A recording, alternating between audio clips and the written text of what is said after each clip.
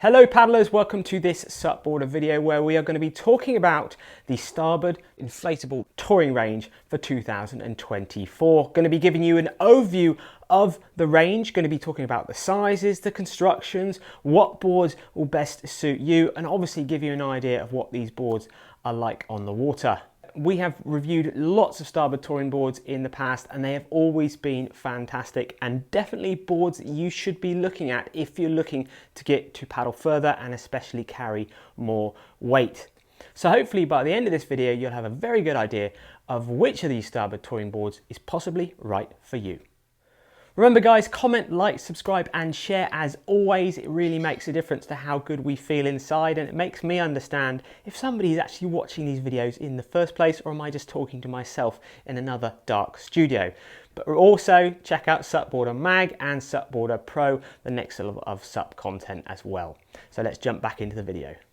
So first off, let's jump into the sizes you can get these boards in. Starting off with the biggest board, it's a 14 by 32, then moving down to a 14 by 30, 14 by 28, a 12.6 by 30, 12.6 by 28, and the smallest one, the 11.6 by 29.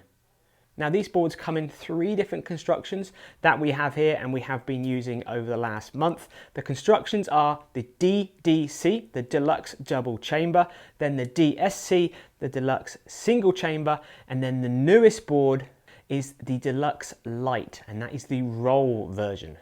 Now the DSC is available in all of those sizes, but the new lightweight rollable board is only available in the 14 by 32, the 12.6 by 30 and the 11.6 by 29. Now I know this is where some of you are getting a little bit lost because it can get a bit complicated with the constructions, especially because the boards do look very similar.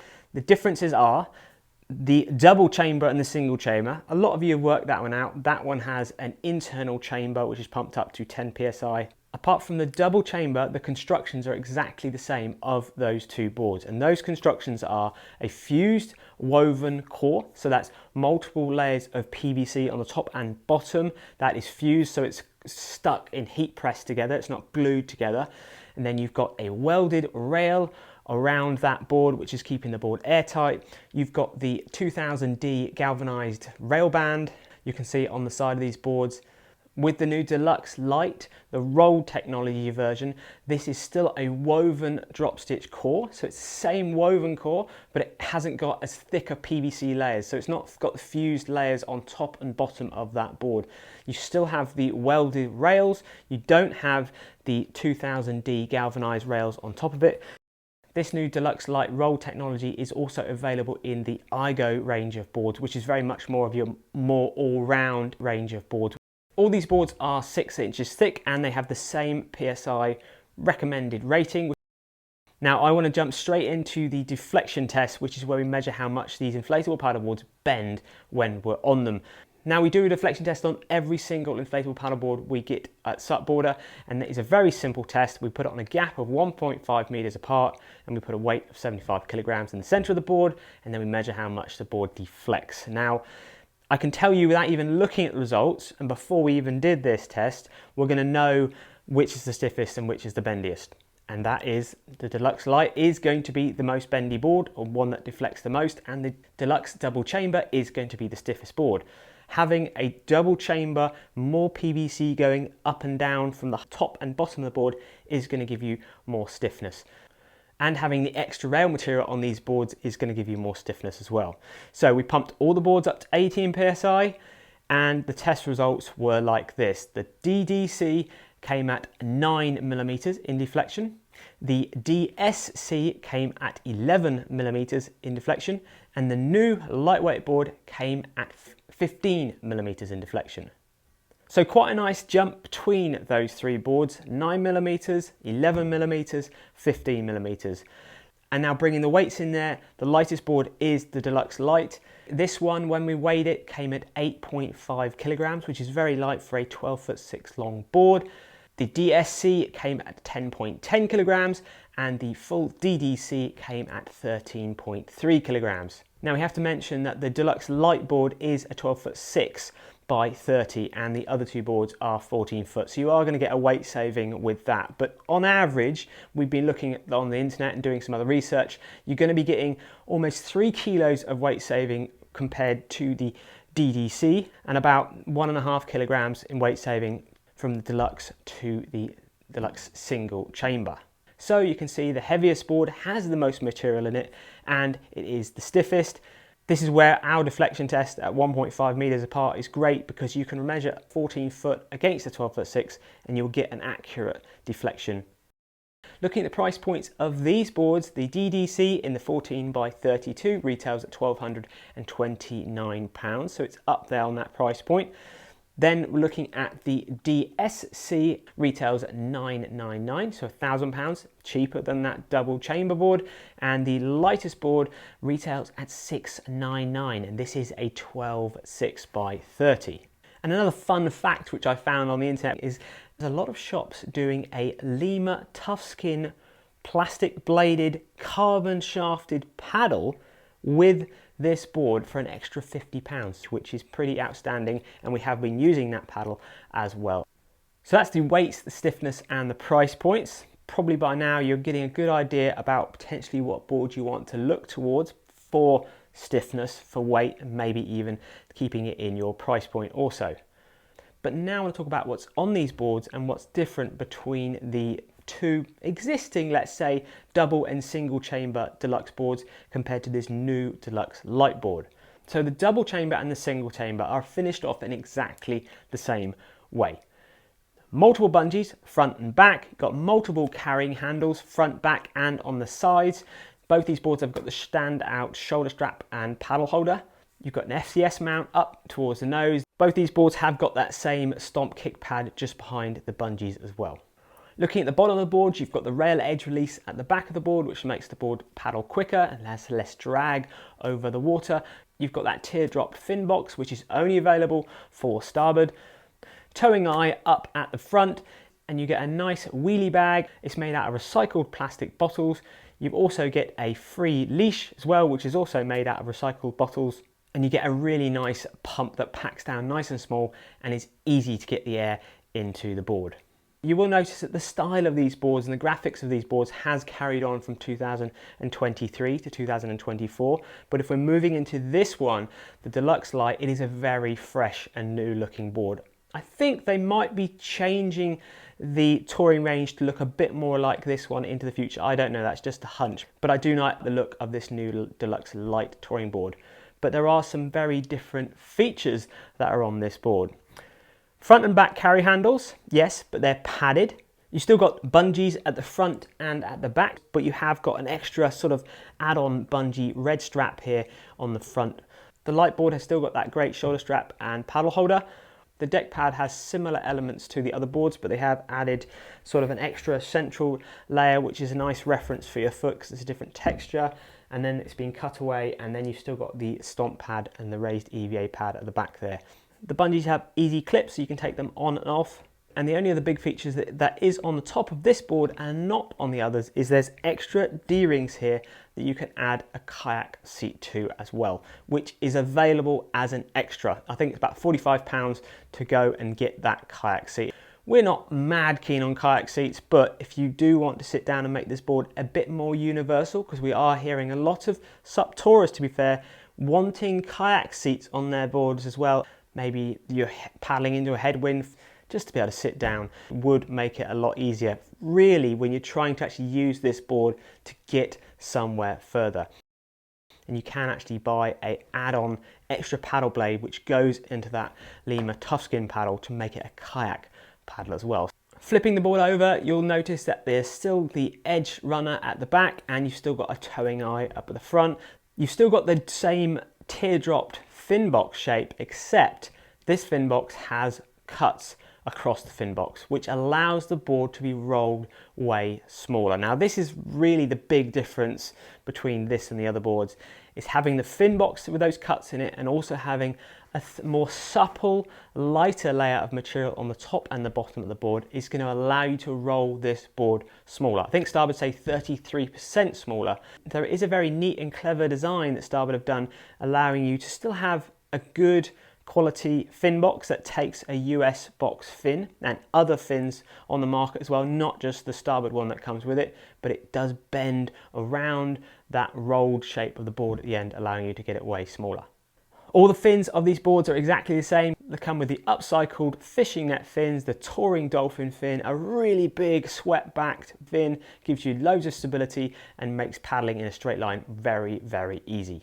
You still get the same great lightweight recycled leash and the same pump that you can easily roll the board up with, but the bag is different. Because the board is smaller, the bag can be way smaller. Still made out of recycled plastic bottles, still has wheels, padded shoulder straps, but it's a much smaller profile bag in its height, depth and width. Just seeing the two bags side by side, you'll see there's a fairly big difference in size there, and that smaller bag still takes all the paddling accessories you need to get on the water. So now I want to move on to the board shapes, what they're like to paddle on the water. First off, the outline shape. With all of these boards, you have a square tail and generally a good amount of width going parallel up towards and just in front of your standing area. The wider board or the large boards are wider, but as they pull in towards the tail, they're exactly the same size overall. Having that much more width up towards your standing area is going to give you way more stability. It is going to slow the board down because you are going to be pushing a little bit more water, but that is a compromise that definitely, for you wanting extra stability, you're going to be willing to take. The rocker-line profile, which is looking down the side of the board, you'll see these boards are pretty flat throughout most of the board. Maybe there's a slight bit of nose kick, but really it's pretty flat throughout. There is actually quite a lot of work that's gone into the front part of these boards. They all have the same nose characteristics, a much more refined nose than other boards on the market. Really pulled in at the front at the top and pulled in from underneath, gives you a much more slender wave piercing nose. We just put the 14x28 in the performance touring test we've done on SUPboarder Pro, and that nose is by far one of the best performing noses on the market, and that was up against some other hard, more composite based noses on inflatables as well. Even when you load these boards up at the front and back, whether you want more weight on the back or more weight on the front, having the extra bungees really allows you to mix things around, and it is crazy how much weight you can carry on these boards and they still perform really well. A few words on the board's length, whether to go for a 14, 12/6 or the 11/6. That's just around manoeuvrability on the water and overall glide and speed. The longer the board you will go for, the more speed you will have, but the harder it will be to turn around. If you're not looking to paddle the furthest all of the time, a 12/6 or 11/6 is usually absolutely fine. But if speed, glide and covering distance is the most important thing for you, then the longer based boards will be better. Negatives and cons, things we need to highlight. There is an observation to note that all these boards are 6 inches in thickness. So if you're a lighter paddler wanting a thinner baseboard, Starboard have not got one of those in this touring range. And also, some of you are probably going to know exactly what I'm going to say, and it is the towing eye underneath the nose of the board. So many of our testers that have come from the SUPboarder Pro test saw it and they're like, why does it need that massive towing eye under the front of the board? Get rid of it, Starboard.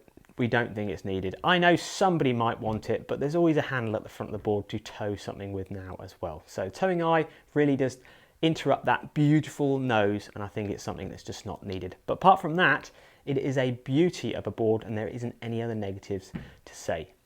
Other stuff to think about, Starboard, very well known brand. A load of you out there have got Starboard gear, very good quality gear, well made, good warranties with these boards. I think it's a 4-year as standard or 5 years extended warranty you can get for these boards. Starboard are really pushing so much more for our environment, for our oceans. They're a B Corp company. All of the packaging that comes with the board is completely biodegradable. They are a brand that have got some great environmental initiatives, and they are definitely working to making sure these boards last as long as possible, because at the end of the day, that is the best thing we could ask for these paddleboards. So to summarise with who do we think should best look at these boards, well, you could be a beginner to intermediate, so you've had a few lessons, maybe you haven't even bought a board yet, but you know you want to paddle a little bit further. You are happy to paddle a 32 wide all-round baseboard, you could easily jump onto a longer 30 wide board, or you could stick to the bigger 14 by 32 and still have a good amount of stability, but you're wanting to paddle further. So you're either wanting to just go down the river, down the canal that much further, that much faster.